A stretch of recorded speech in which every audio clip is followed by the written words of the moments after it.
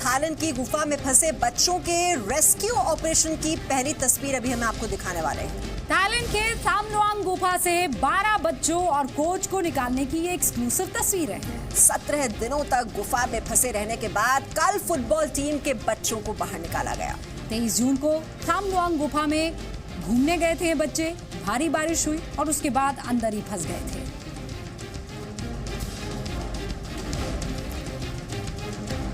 हमारे सहयोगी सिद्धांत इस वक्त हमारे साथ जुड़े हुए हैं। सिद्धांत, बहुत ही जोखिम भरा ये ऑपरेशन था और 17 दिनों के बाद कामयाबी मिली इन सभी बच्चों को और कोच को सुरक्षित बाहर निकालने में। और ये जो बच्चे जब अस्पताल में भेजे गए तो इन्हें अपने परिवार के सदस्यों से भी मिलने की इजाजत नहीं दी गई थी। अभी क्या जानकारी आपके पास है ताजा?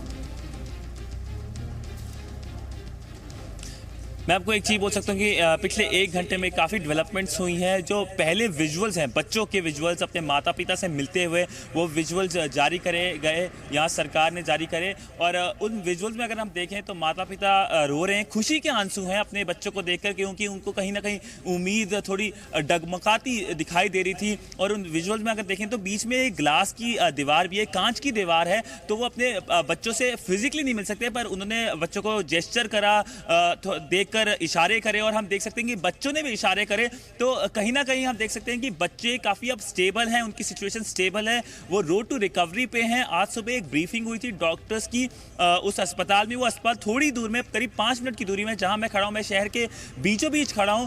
और उस ब्रीफिंग में डॉक्टरों ने कहा कि बच्चे जल्द से जल्द स्टेबल हो रहे हैं। जो फर्स्ट ग्रुप है और सेकेंड ग्रुप है अपने पेरेंट्स से मिल चुके थे जब तक वो ब्रीफिंग हुई। अब ये शायद विजुअल्स आए हैं तो शायद जो कल बच्चे रेस्क्यू हुए थे वो भी मिल चुके होंगे। पर फोकस यही है कि कैसे उनकी जो फिजिकल और मेंटल हेल्थ है दोनों पे फोकस किया जा रहा है, क्योंकि मेंटल हेल्थ थोड़ी उनको लगता है कि कहीं ना कहीं नाजुक बनी हुई है, क्योंकि लॉन्ग टर्म इंप्लीकेशंस हो सकते हैं। क्योंकि फिजिकली तो उनको कोशिश की जा रही है कि वो जल्द से जल्द ठीक हो जाए। मस्कुलर प्रॉब्लम, स्केलेटल इश्यूज जो भी हैं, उनके जो वाइट ब्लड सेल्स हैं, वाइट ब्लड सेल में आपको बता दूं ये तभी बढ़ते हैं जब कोई इन्फेक्शन होता है इंसान को, तो वाइट ब्लड सेल थोड़े बड़े हुए थे। एक बच्चे में शायद निमोनिया की खबर आई थी, पर डॉक्टरों ने कहा कि उन्हें शायद गलत हुआ था, शायद थोड़ा सिम्टम्स जरूर थे।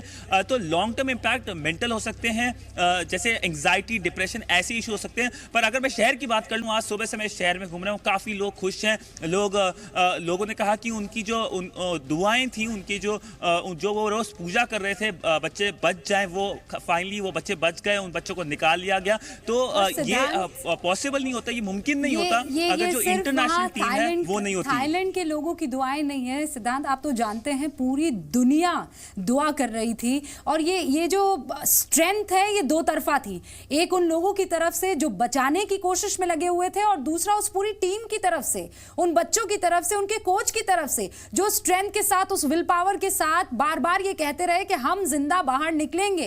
इस बारे में किस तरीके की चर्चाएं चल रही है? वो कोच जिसने मेडिटेशन करवाया, वो कोच जो हमेशा ढाढ़स बंधाता रहा कि नो वी विल फाइट और ये मैच जीत कर रहेंगे हम।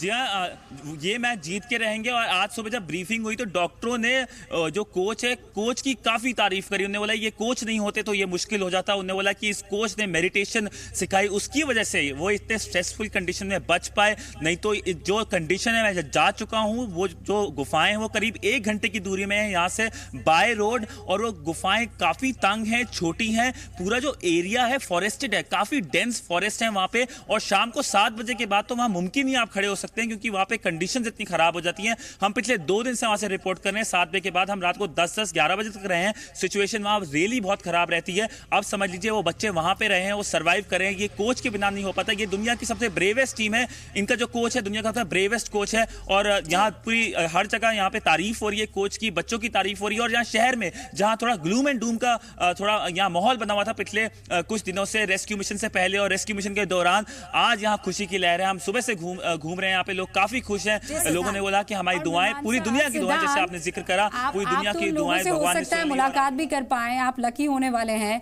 लेकिन ये फीफा वर्ल्ड कप में जीते कोई भी टीम, इस वक्त दुनिया की सबसे पावरफुल टीम इन बच्चों की टीम। बिल्कुल। और साथ ही साथ जाबाजी की तारीफ करनी होगी उस टीम की भी जो गोताखोर अंदर गए, जिन्होंने अपनी जान की परवाह नहीं की, और वो इस दृढ़ निश्चय के साथ गए कि अंदर जा रहे हैं तो इन बच्चों को सुरक्षित बाहर निकाल कर ही बाहर बाहर आएंगे। और उनमें से एक ऑस्ट्रेलियन डाइवर जो हैं उनके तो पिता की भी मौत हो गई। बहुत ही दुखद खबर जो साथ सुनने को मिली, लेकिन वाकई ये जाबाजी की तारीफ करनी होगी, बहुत ही काबिल तारीफ और बहुत ही जोखिम भरा ये ऑपरेशन जिसका सुखद अंजाम देखने को मिला।